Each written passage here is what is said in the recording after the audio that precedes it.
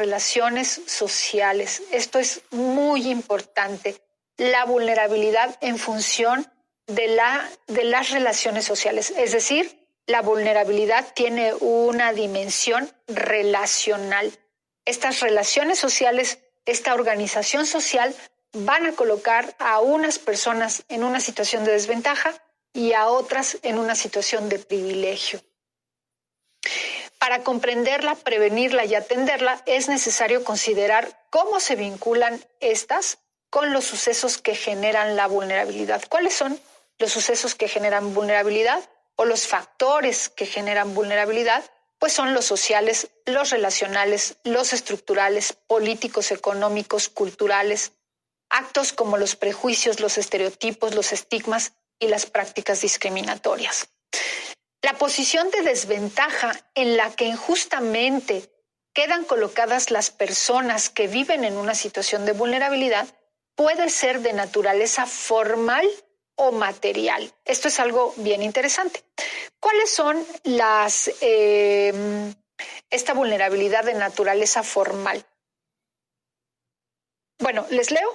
Dice, por tratarse de una cuestión de desigualdad originada en una disposición legal inequitativa, es decir, la institucionalización de la desigualdad traducida en normas.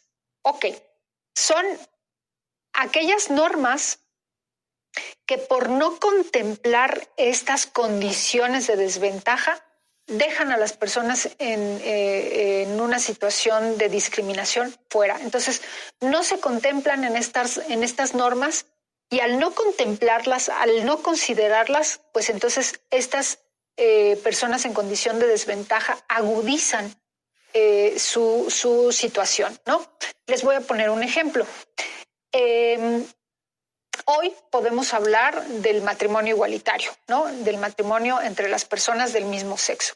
Anteriormente, el matrimonio era una norma o una disposición legal que autorizaba o que daba esta posibilidad de casarse, de contraer matrimonio, de establecer un vínculo matrimonial o un contrato matrimonial solamente entre un hombre y una mujer. Y las personas del mismo sexo que querían no legalizar, sino formalizar esta unión, pues no podían hacerlo porque no estaba establecida en una norma legal o en un cuerpo jurídico este vínculo. Y entonces, como consecuencia, y lo hablaron muchísimo, lo dijeron muchísimo, personas que vivían, personas del mismo sexo que vivían juntas, no podían inscribir a su pareja a estos servicios de seguridad social que eran tan necesarios y entonces quedaban desamparadas, las personas quedaban sin posibilidad de acceder a un servicio de salud, la posibilidad de establecer un beneficio, ¿no? que pudiera darse o que tendría que darse a través de este vínculo formal. Hoy podemos hablar del matrimonio igualitario y entonces todos estos beneficios que se generan en una relación formal entre un hombre y una mujer que viven en matrimonio, ¿no? Que se ha formalizado esta unión, pues también las tienen las personas del mismo sexo. Entonces vamos viendo cómo esta institucionalización de la desigualdad que se traduce en normas hoy ha ido avanzando, hoy ha ido caminando hacia la institucionalización de la igualdad a partir de todas estas normas jurídicas en donde se establecen los derechos de todos estos grupos en condición de desventaja.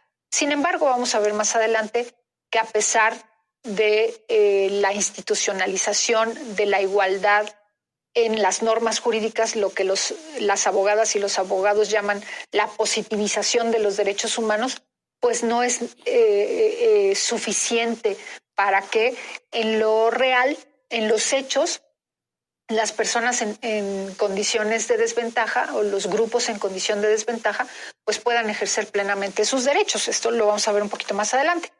Entonces, bueno, también se habla de la vulnerabilidad material, ya que implica no solo la ejecución de esa desigualdad legal en las políticas públicas, sino también, y como ocurre en lo general, la producción y reproducción de la situación de vulnerabilidad en el terreno de los hechos. por falta de condiciones para el pleno goce y ejercicio de los derechos y libertades, muy a pesar de su reconocimiento en el ordenamiento jurídico, que es lo que les acabo de comentar.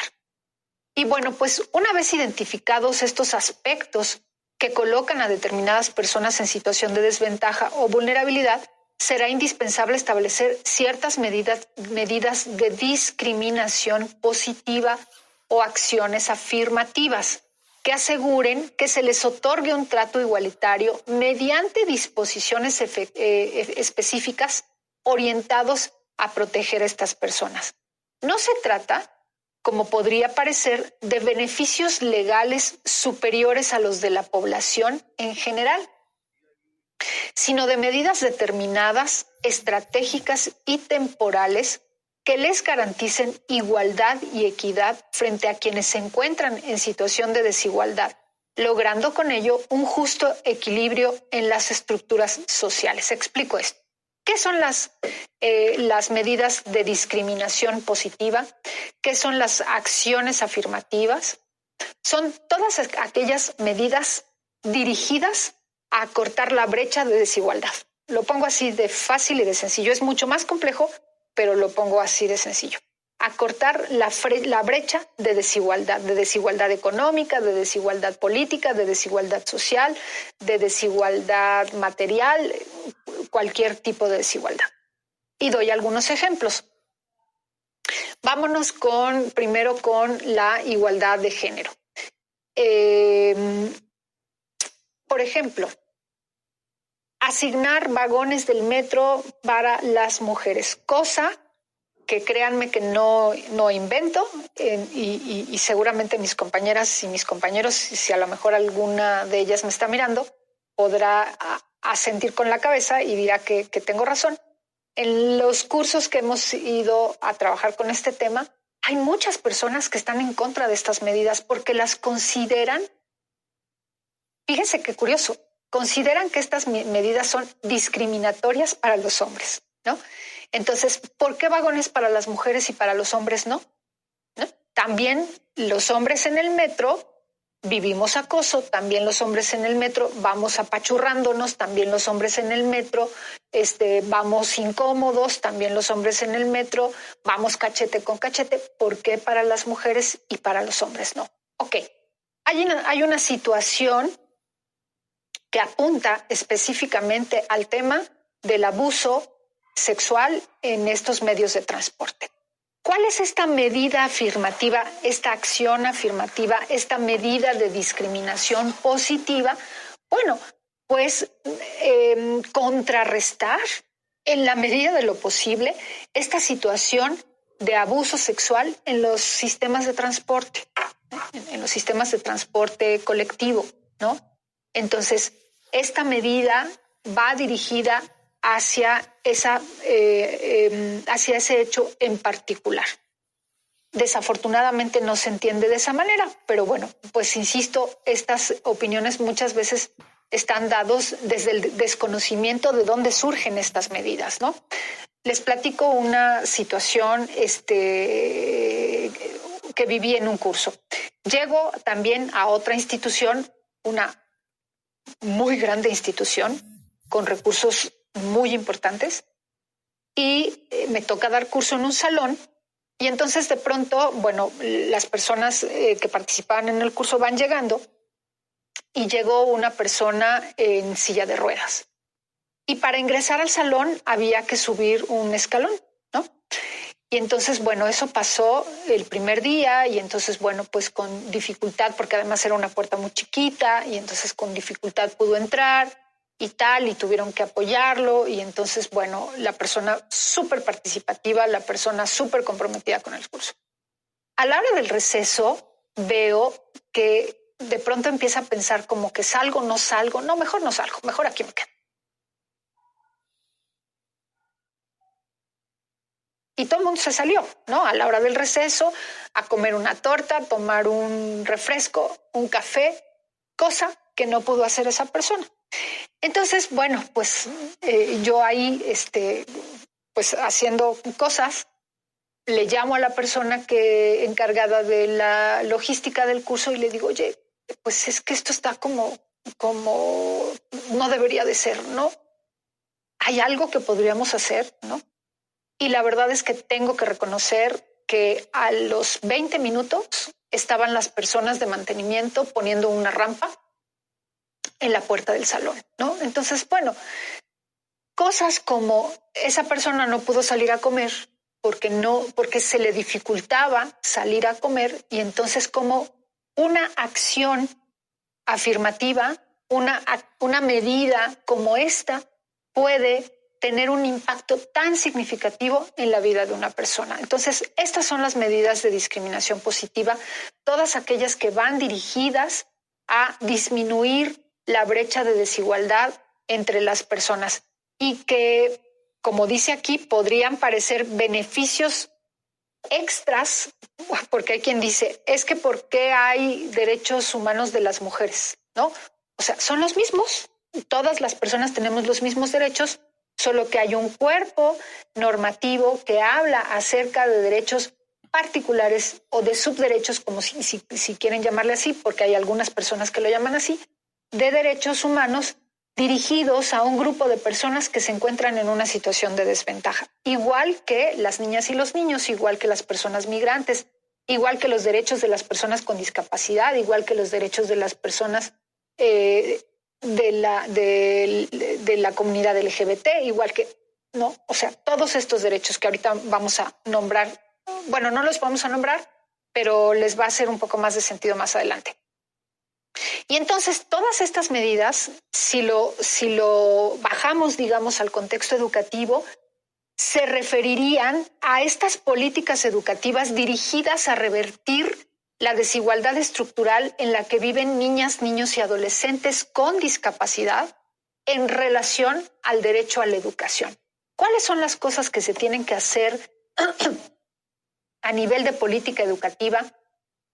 ¿Cuáles son estas medidas afirmativas o estas acciones afirmativas que se tienen que generar para que las niñas y los niños puedan acceder con discapacidad puedan acceder al derecho a la educación?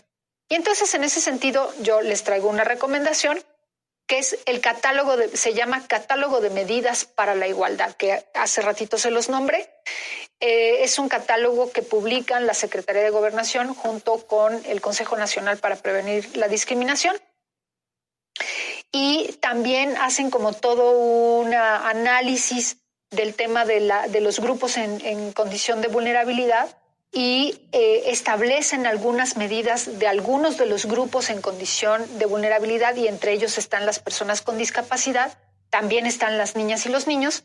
No me da tiempo de revisarlo, pero bueno, les dejo ahí la recomendación si es que lo quieren hacer. Y bueno, vamos a ver una pequeñita estadística de INEGI. Bueno, son varias instituciones las que hacen una encuesta a nivel nacional. Ya llevamos 2, es una mega encuesta a nivel nacional que se llama Encuesta Nacional sobre Discriminación. Y la última que hubo fue en el 2017 y en ella colaboran CONAPRED, CNDH, UNAM, CONACYT e INEGI. Entonces, hacen estas encuestas para ver cómo está el nivel de discriminación en nuestro país. Imagínense ustedes, algo que a mí me llama mucho la atención, cuando yo trabajo con el tema de igualdad y no discriminación, porque les paso el comercial, tenemos este tema particular que es igualdad y no discriminación. Y yo le digo a la gente, imagínense cómo está el nivel de discriminación en nuestro país, que tuvimos que crear una institución para revertir la problemática de discriminación que vivimos en nuestro país. Es decir, es de tal nivel y es de tal magnitud que se tuvieron que establecer estos recursos públicos para construir un edificio, para contratar servidoras y servidores públicos, para elaborar políticas públicas en materia de discriminación, para poder revertir esta situación de discriminación. O sea, el nivel es brutal, ¿no? Entonces, algunas problemáticas declaradas por grupo en condición de desventaja, de acuerdo a esta encuesta, son, por ejemplo, para las jóvenes y los jóvenes, pues algunas de las problemáticas que ellos y que ellas remiten son